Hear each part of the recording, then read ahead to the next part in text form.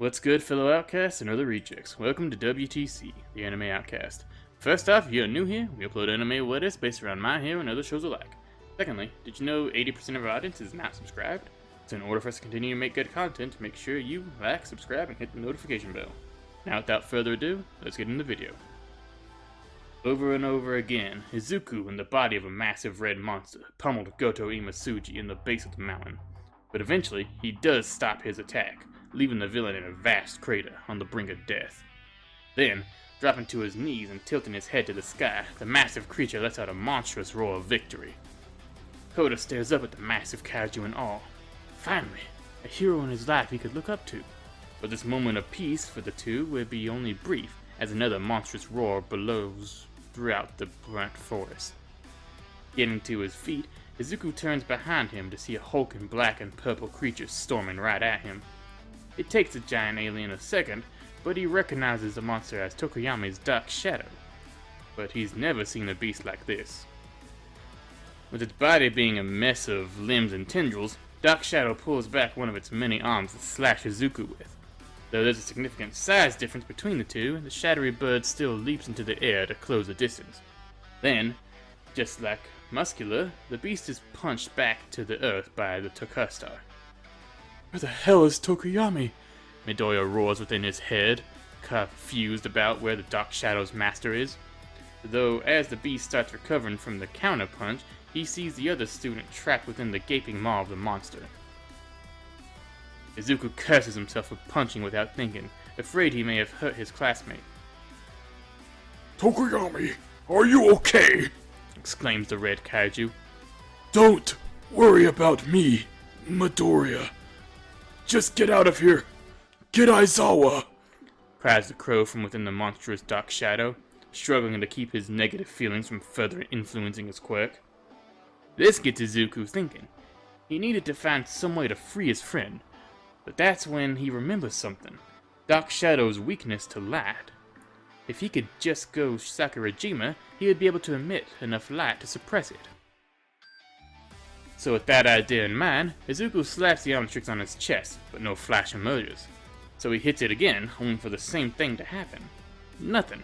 The constant transforming, plus the overload that came from repelling Muscle Villain, had drained the watch, leading to the most features being disabled for the time being. It's basically in a power saver mode, like what most of our modern phones have. While struggling to transform, it gave a raging Dark Shadow the perfect opportunity to attack again, pouncing onto Izuku. This causes the Titan to topple backwards into the mountain crater that was once made. Though the green-haired boy didn't want to fight his friend, he had little choice in the matter. To get the crazed entity off of him, Izuku rapidly hooked the rampant Dark Shadow, striking him just enough time to get him off. With no other choice, and the shadow monster leaping for another attack, our hero creates the only other light source he can. Right as the beast gets close, he hits the Omnitrix to revert back to his human form. With the ensuing flash, Tokoyami is given a control for his demon to cage him inside it once more. As both boys fall to their knees, from the trees a friendly voice comes out. Hey, you guys okay? Then an injured Shoji emerges from the darkness of the forest. Multiple of his dupla arms appear to be ripped off, leaving them bloody stumps. I'm so sorry. I should have been able to control him, mutters Tokoyami, tears crawling from his eyes to the beak before dropping to the earth. Then, he explains what happened to him and what caused the outburst.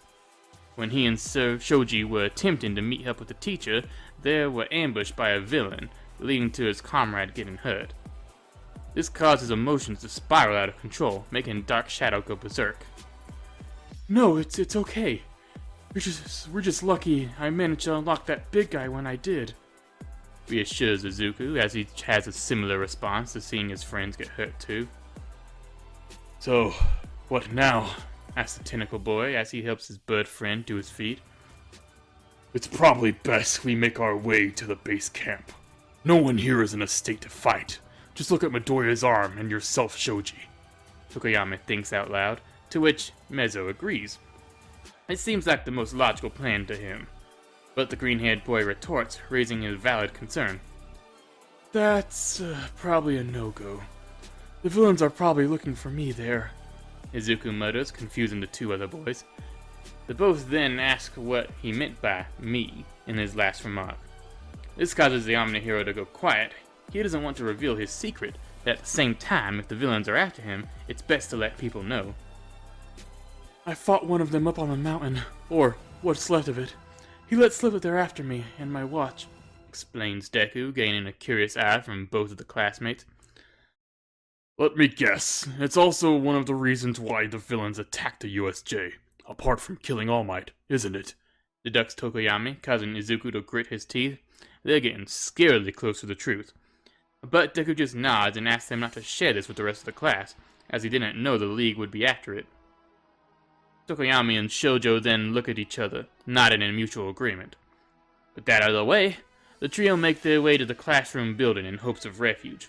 Since it was separate from the main camp and more hidden, it could be the perfect place for hiding or seek help. As they slowly crawl through the forest, they're stopped by the sounds of explosions nearby. The three students look around frantically, attempting to pinpoint the exact direction. This causes Shoji to create multiple eyes and ears to raise high, finding a man suspended in the air by metal sheets. I think it's Bakugo. He's fighting some guy with metal jutting out of his mouth, exclaimed the multi-limbed boy, unsure what was going on with the metal-based villain. Then, without a thought, Midoriya sprints in the direction of the man while limping, slapping the Omnitrix with his broken arm, but the watch glowed with a dark crimson, darker than usual. So of course, Tokoyami and Shoji run after him, not wanting to get caught by the intruders. When the three reach the main location, Shoji's eyes are proven correct, seeing the blonde bombarder fighting the villain. Along with him is Todoroki, who protects a knocked-out Class 1B Kosei Tsubaraba. What? Midoriya, get out of here! The son of Endeavor cautions, not wanting anyone else to get hurt by the steel-toothed cannibal. But this causes Moonfish to call out in delight, overjoyed at the sight of more fresh flesh. Izuku then starts observing what's happening. Bakugo was trying to fend off the villain, but couldn't get close, unless he wanted to get stabbed. But he also couldn't let off a massive explosion from the ground, as that would cause another forest fire. The same goes for Todoroki, as his fiery side, without an opening to get close, the two are useless. Midoriya wants to fight so desperately, but yet the Omnitrix wouldn't allow him. But as he continues to watch, the changeling hatches a plan. He quickly turns behind him, seeing Tokoyami and Shoji about to catch up. Tokoyami, I have a plan. You have to let Dark Shadow out again, exclaims the boy, causing a fellow hero in training to become irate. What? But that would only cause him to go crazy, mutters the jet black hero, not seeing any merit or thought in Midoriya's idea. That's the thing. If you were to just let him out for a second, he could create an opening for Kacchan. Then, Todoroki could make enough light to put Dark Shadow back in check. Over describes Izuku, causing Tokoyami's eyes to widen, understanding what needed of him. Just like that, the crow dashes out from the trees and in the open, ahead of Bakugo. Get ready to strike! Roars Tokoyami as he calls upon Dark Shadow in his time of need. From the boy's chest explodes a raging monster, its primary instinct to attack the first thing in front of him. Moonfish goes into impale the charging Dark Shadow, but to no effect. All his metal teeth break in contact with the beast. Then, the shadow creature slashes at the villain, causing him to narrowly dodge the swipe. But as Dark Shadow's hand comes crashing down, it breaks through the Moonfish's metal supports as it smashes into the forest floor. With the villain starting to stumble and fall, Bakugo takes the opportunity to strike. The teen rockets into the air and grabs Moonfish by the neck. Then, he starts spinning in the air through explosions, becoming like a fiery pinwheel before throwing the cannibal into the ground. As the villain is defeated, Todoroki conjures a flame to suppress Dark Shadow, returning him to normal. What the hell happened to you three? Bakugo exclaims as he lands near the group, seeing the disarray Midoriya, Tokoyami, and Shoji were in. It's a long story, but the League of Villains are after the watch again. They want me dead, hastily explains the green-haired boy. This causes Bakugo's eyes to widen at first before narrowing as he looks at the other students. With that one line, he jeopardized his secret once more. They're after your support item? Why? Why would they be after something specifically tailored to your quirk? Raises the son of Endeavor, getting Shoji to question the same thing.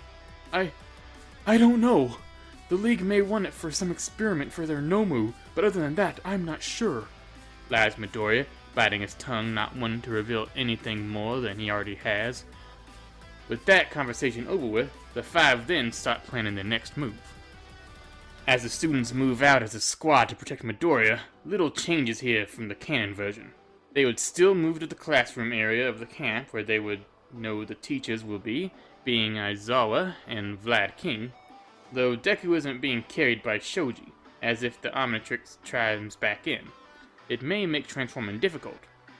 Instead, the multi-armed boy carries the knocked-out Tsuburaba, taken over from Todoroki.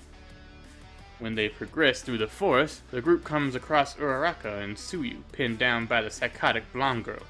The female villain Himeki Toga draws blood from the gravity girl, filling up a canister stored on her back, though she's warded off by the oncoming crowd of students getting a look at the injured Izuku. Seeing value in the two girls, Shoji fills them in on the plan and asks if they would like to accompany them when protecting Izuku, though this gets a questioning look from Asui as she asks where Izuku is, as he clearly wasn't with the group anymore. All eyes dot around the dark forest, trying to find where the changeling disappeared to. As the search comes up empty-handed, a voice signals out to them. I believe I have your friend right here, bound by my magic, exclaims a masked man standing on top of a tree branch. You creepy bastard! Give us the nerd back! Roars the blonde bombarder, his palms beginning to erupt with small-scale explosions. But he wouldn't be the first to strike, as Todoroki sends the ice line at the magician. However, the attack doesn't faze the villain, as he swiftly leaps into the air and into another tree. Interesting. You speak of the boy as if he's an item, but if anything, he would want to come with us, as we're only here to take him out of the oncoming war. Announces Compress, his theatrical nature on full display for the students. And then, as he monologues more about what's to come, Todoroki uses one of his strongest special moves against the villain. Heaven-piercing ice wall. A jagged wave of ice washes over the large part of the beast's forest, all in the hopes of trapping the masked villain. Though Compress somehow escaped the glacier, flying through the air while calling out to the opposing group. My apologies. Combat is not one of my specialties. Now if you'll excuse me, I'll be taking my leave. As the magician falls gracefully through the air, passing behind a block of ice, he communicates with his comrades through an earpiece that the boy has been acquired. Done fighting on the back foot, Bakugo gives chase to Mr. Compress, taking him to the skies, though he would be going alone, as he's the only one in the group with the ability to fly currently. The explosion hero searches the ground from the air, quickly being able to spot the villain due to his brightly colored outfit against the dark colors of the leaves. The magician isn't the villain the boy should be concentrating on, as blue flames tear throughout the tree line. Bakugo barely dodges the fire by shooting himself to the right, though the attack gives the boy a basic idea of where Mr. Compress is, allowing him to beat him to it. As the masked stage performer regroups with multiple of his colleagues, the vicious blonde lands in front of them. Then, while outnumbering 6-1, Bakugo curses the villains, demanding they give back Midoriya. Or what? Are you going to kill us? Mocks one of the villains, a burnt-up man by the name of Dabi. But this remark gets a smile out of Katsuki, nodding his head. The first to strike is twice, lunging at the student while spouting nonsense. The man slashes at Bakugo with a sharp tape measure embedded in his suit. The young hero shoots himself back from the weapon, rebounding with the large explosion and driving his foot into the face of the unstable villain. Dabi then takes his turn to attack the boy, charging up with both arms. This sends two broad streams of blue fire at his target. Bakugo nearly counters, shooting him into the air, casting a special move, his stun grenade. With the League of Villains members blinded, it unintentionally gives an opening to the other students. Jumping out of the trees, Todoroki, Shoji, and Tokoyami dogpile onto the stunned Mr. Compress. "Took you long enough! Hurry up and get Deku from that bastard's pockets!" Barked Bakugo as he lands back on the ground, seeing this as a way to victory. "Like hell you're walking out of here with the boy," Dabi then mutters, recovering the fastest from the blast. With fire swirling around his left hand, he casts another incineration attack. Mr. Compress retreats into a blue marble before it got to him, leaving the other three to dodge to varying degrees of success. Todoroki manages to jump out of the way without any damage, but the same couldn't be said for the other two. Both Tokoyami and Soji get burnt by the flames, though not enough to be put down. But none of that mattered now. They got what they needed, so as Kurogiri manifests in the middle of the area in a large purple mass, the students take a break for it. Compress, what are you doing? We're not leaving without the target, snarls Dabe, and his comrade Ghost enter the gateway portal. But this causes the stage performer to chuckle a bit as he turns to the charred man. Of course we're not. That would be a waste of our precious time, declares the magician as he removes his mask, revealing another marble that was hidden within his mouth. He then tosses the jewel to Dabe, allowing him to snap and return to his standardized size. Izuku appears in front of Dabe, his throat being clutched by the villain. While with students, their marble only turns into shards of ice, Todoroki's own creation. What the fuck? You three had one job! Roared the Explosion King at the three other students, seeing as the ice dropped to the floor. As he turns to the closing portal, seeing his old friend in the grasp of the villain, he blasts off one last time with a hand outstretched and attempts to grab Izuku, only for Dabe to reach out his own hand. Blue flames emerge from it, almost entirely scorching Bakugo to the point of point-blank range.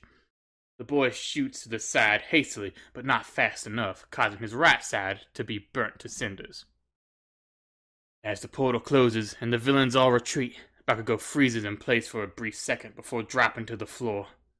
The remaining students stare at the rage-filled boy as he starts breaking down, throwing random explosions while screaming his heart out due to another failure.